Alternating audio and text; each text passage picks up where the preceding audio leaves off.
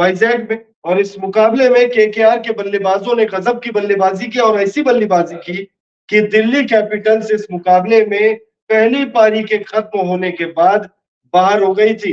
Match औपचारिक ये नजर आ रहा था और ऐसा ही हुआ। दिल्ली कैपिटल्स ने इस मुकाबले को गंवा दिया 106 रनों के बड़े अंतर से। दिल्ली कैपिटल्स और कोलकाता नाइट राइडर्स के बीच में यह मुकाबला विशाखापट्टनम में खेला जा रहा था और यह मुकाबला जो है दिल्ली कैपिटल्स के सेकंड होम ग्राउंड में खेला जा रहा है, क्योंकि जब आईपीएल 2024 के फर्स्ट फेज का शेड्यूल तैयार हो रहा था तब फिरोजशाह कोटला स्टेडियम यानी जो अरुण जेटली स्टेडियम है दिल्ली कैपिटल्स का होम ग्राउंड, वहां पर मैचेस करा पाना पॉसिबल नहीं थे। इस वजह से विशाखापट्टनम में दिल्ली कैपिटल्स के मुकाबलों को शिफ्ट किया गया और अपने दूसरे होम ग्राउंड में पिछला मुकाबला तो दिल्ली कैपिटल्स की टीम जीत गई थी, लेकिन दूसरे मुकाबले में वह हार गई और 106 रनों के बड़े अंतर से हार गई है। तो पूरे मैच पर चर्चा करते हैं। क्या रन बनाए कोलकाता नाइट राइडर्स के बल्लेबाजों ने, किस तरीके से बल्लेबाजी की है, केकेआर के गेंदबाजों का प्रदर्शन कैसा रहा है, दिल्ली कैपिटल्स की गेंदबाजों की कितनी कुटाई हुई है, वहीं दिल्ली कैपिटल्स के बल्लेबाजों ने कितने रन बनाए। 106 रनों के बड़े अंतर से दिल्ली कैपिटल्स को इस मुकाबले में हार मिली है। सबसे पहले बात करते हैं पहली पारी की। तो पहली पारी में बल्लेबाजी के लिए केकेआर की टीम उतरी थी और पहली पारी में बल्लेबाजी करते हुए केकेआर के बल्लेबाजों ने 272 रन बना दिए। आईपीएल इतिहास का ये दूसरा सबसे बड़ा टोटल है। पहला सबसे बड़ा टोटल 277 का है, वो इसी सीजन बना था। यानी ये बात तो साफ है कि इस सीजन बहुत ज्यादा रन बनेंगे, क्योंकि अब तक जितने मुकाबले खेले गए उसके आधार पर वैसे भी बहुत ज्यादा रन बन गए। वैसे भी सबसे ज्यादा चौके इस सीजन अब तक लग चुके हैं, सबसे ज्यादा छक्के अब तक लग चुके हैं 16 मैचों के आधार पर। स्कोर कार्ड पर नजर डाल लेते हैं। केकेआर के बल्लेबाजों का जो स्कोर कार्ड रहा है, फिलिप सॉल्ट ने 18 रन बनाए थे, 12 गेंदों का सामना किया था, 4 चौके उन्होंने लगाए थे। सुनील नारायण ने सबसे ज्यादा केकेआर की तरफ से, सुनील नारायण ने 85 रनों की पारी खेली थी। 39 गेंदों का सामना करते हुए 7 चौके और 7 छक्के उनके बल्ले से हमें देखने को मिला था। अंकुरिश रघुवंशी ने 27 गेंदों में 54 रनों की पारी खेली, 5 चौके और 3 शानदार छक्के। अंकुरिश रघुवंशी कौन है, इस पर हमने एक वीडियो किया हुआ, तो वो वीडियो आप जरूर देखिएगा। वीडियो में आपको हम बता रहे हैं कि अंकुरिश रघुवंशी है कौन, क्या स्ट्रगल है उनका, कैसे उन्होंने क्रिकेट की दुनिया में 18-19 वर्ष के अभी वो है और इस तरीके से जो वो बल्लेबाजी कर रहे हैं, श्रेयस अय्यर और तमाम बड़े खिलाड़ियों के होने के बावजूद उन्हें नंबर 3 पर क्यों भेजा गया, श्रेयस अय्यर ने उन पर भरोसा क्यों जताया, गौतम गंभीर ने उन पर भरोसा क्यों जताया, उस पर एक डिटेल वीडियो है, तो वो वीडियो भी जरूर देखिएगा। आगे बढ़ते हैं रसल की। आंद्रे रसल ने 41 रनों का आप कह सकते हो कि तेज तर्रार कंट्रीब्यूशन दिया है। 19 गेंदों का सामना किया, 4 चौके और 3 शानदार छक्के उनके बल्ले से हमें देखने को मिला। श्रेयस अय्यर ने भी बहती गंगा में हाथ धोया, 2 छक्कों की मदद से उन्होंने 11 गेंदों में 18 रनों की पारी खेली। रिंकू सिंह ने 8 गेंदों में 26 रन, 3 शानदार 6 और 1 चौका उन्होंने लगाया। 272 रन 20 ओवर के अपने कोटे में केकेआर ने बनाए और केकेआर के पास एक सुनहरा मौका था एसआरएच के रिकॉर्ड को तोड़ने का, लेकिन उस रिकॉर्ड को केकेआर की टीम नहीं तोड़ पाई। अंतिम क्षणों में अगर वो विकेट नहीं गिरते, रसल या रिंकू सिंह दोनों में से कोई एक बल्लेबाज रह जाता, तो निश्चित तौर पर 280 या उससे ऊपर का स्कोर खड़ा किया जा सकता था। जल्दी से दिल्ली कैपिटल्स के गेंदबाजों की बात कर लेते हैं, किसकी कितनी धुनाई हुई है। तो खलील अहमद के 4 ओवर में 43 रन पड़े और 1 विकेट उन्होंने लिया। ईशांत शर्मा ने 3 ओवर में 43 रन खर्च करते हुए सबसे ज्यादा नहीं, माफी चाहूंगा, 2 विकेट उन्होंने लिए। एंड्रिक नोकिया की बात करें तो 4 ओवर में 59 रन खर्च के सबसे ज्यादा महंगे वो रहे, लेकिन सबसे ज्यादा विकेट भी उनको मिला है। 3 सफलता उनको मिली है। रसीक सलाम विकेटलेस रहे, 3 ओवर में 47 रन खर्च के। सुमित कुमार 2 ओवर में 19 रन विकेटलेस रहे और अक्षर पटेल 1 ओवर में 18 रन खर्च करके दोबारा गेंदबाजी के लिए वो आए नहीं। मिचेल मार्श ने 3 ओवर गेंदबाजी की 37 रन खर्च किया और 1 विकेट, और ये 1 विकेट था सुनील नारायण का। 273 रन का टारगेट था दिल्ली कैपिटल्स के पास और दिल्ली कैपिटल्स को चाहिए था कि दिल्ली कैपिटल्स के बल्लेबाज आते, शुरुआत में थोड़ा ठहर लेते। 273 रन वैसे बहुत बड़ा टोटल है, लेकिन ऐसा नहीं है कि अगर आप 2-4 ओवर अगर आराम से खेल लो, थोड़ा सा पिच का मिजाज जान लो, तो बनाया नहीं जा सकता। ये बनाया जा सकता था, लेकिन दिल्ली कैपिटल्स को शुरुआत में ही झटके लग गए। Prithvi Shaw, David Warner out हुए और उसके बाद जैसे ही ये दोनों बल्लेबाज आउट हुए, विकेट जो है वो गिरते चले गए। अगर हम दिल्ली कैपिटल्स के बल्लेबाजों पर नजर डालें तो दिल्ली कैपिटल्स के स्कोर कार्ड में डेविड वार्नर ने 18 रन बनाए, 13 गेंदों का सामना किया, 2 4 और 1 6। पृथ्वी शॉ 7 गेंदों में 10 रन बनाकर आउट होते हैं, 2 चौका वो लगाते हैं। मिचेल मार्श और अभिषेक पोरेल ये दोनों ही बल्लेबाज जो है खाता तक नहीं खोल पाते हैं। ये सीजन इन दोनों ही के लिए अब तक बल्लेबाजी में बहुत ही बुरा रहा है। मिचेल मार्श तो खैर गेंदबाजी में योगदान देते, इस मुकाबले में उन्होंने 1 विकेट लिया था और अगर वो विकेट वो नहीं लेते तो निश्चित तौर पर 300 रन भी टीम बना लेती। आगे बढ़े ऋषभ पंत, कप्तान ऋषभ पंत 55 रन बनाते हैं 24 गेंदों का सामना करने के बाद। 55 रन पिछले मुकाबले में भी अर्धशतक उन्होंने जड़ा था और इस मुकाबले में भी अर्धशतक जड़ा है। टीम अपनी टीम को वो जीत नहीं दिला पाए, अपनी टीम को जरूर वो 2 अंक नहीं दिला पाए, अपनी टीम को वो मोमेंटम नहीं दिला पाए, लेकिन वो अपना मोमेंटम जो है वो बरकरार रखे हुए। सीएसके के खिलाफ भी 50 उन्होंने जड़ा था और इस मुकाबले में भी उन्होंने 55 रन बना और 5 छक्के। ये गौर करने वाली चीज है कि 25 गेंदों में 5 छक्कों की मदद से उन्होंने 55 रन बनाए।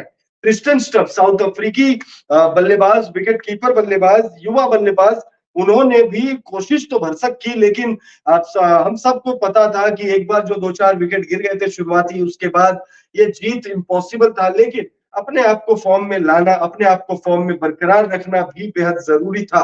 32 गेंदों में 54 रन वो बनाते हैं, 4 छक्का वो लगाते हैं और 4 चौके भी लगाते हैं। यानी चौके और छक्कों में वो डिफरेंशिएट नहीं करते, जितने चौके उतने ही छक्के वो लगाते हैं। उसके बाद तो बल्लेबाजों की क्या ही चर्चा करें। सुमित कुमार 7 रन बनाकर आउट हुए, एनरिक नोकिया 4 रन बनाकर आउट हुए, रसिकदार सलाम 1 रन बनाकर आउट हुए और ईशांत शर्मा नाबाद लौटे हैं 1 रन बनाकर। गेंदबाजों की अगर हम बात करें तो 25 करोड़ी गेंदबाज 3 ओवर के अपने स्पेल में 25 रन खर्च करते हैं और 2 विकेट उनको मिला है।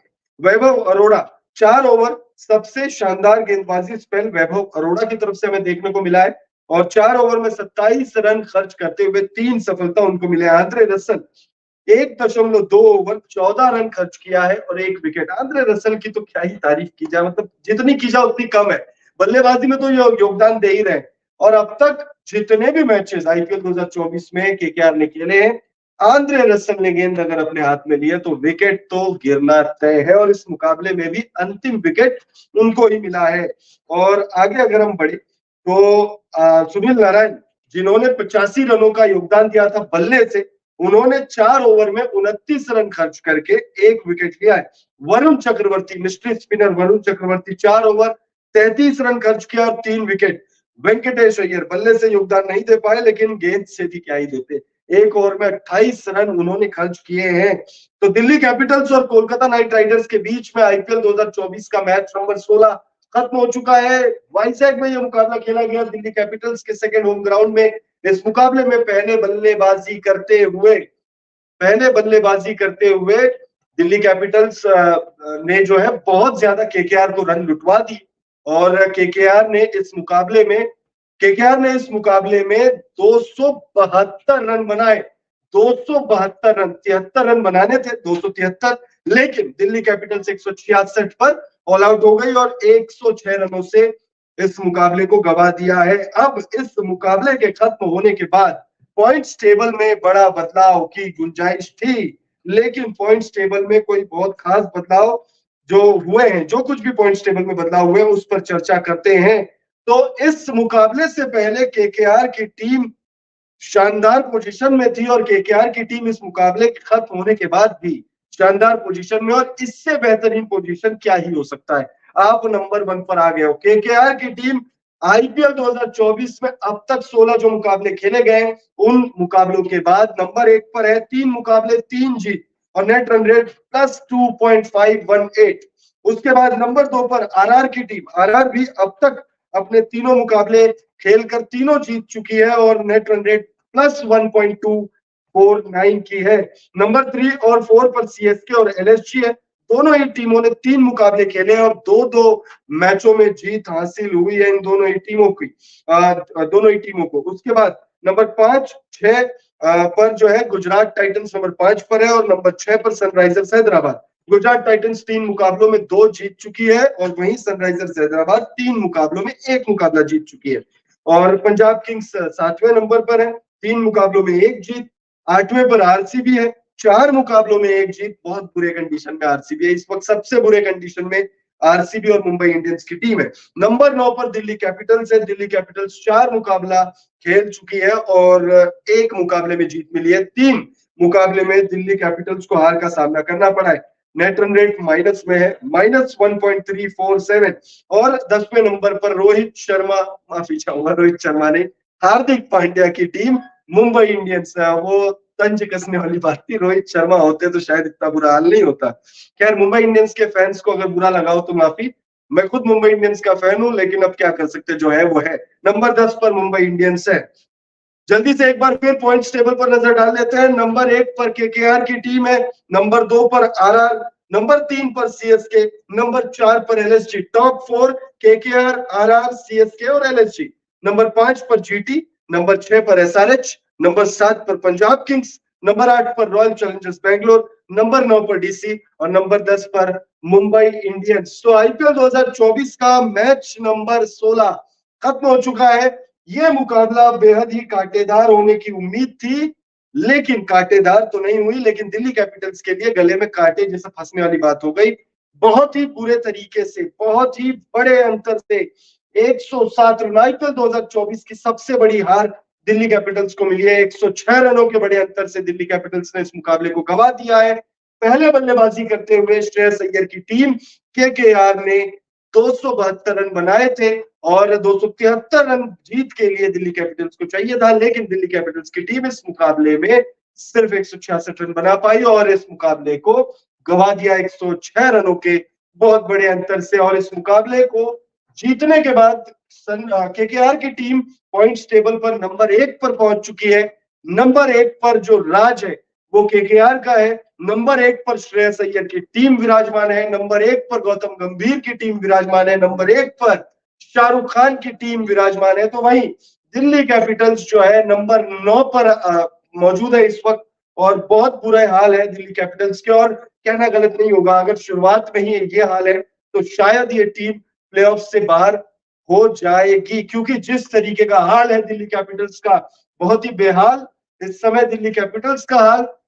बहुत मेहनत करनी होगी, बहुत मशक्कत करनी होगी, बहुत शानदार खेल दिखाना होगा। Social media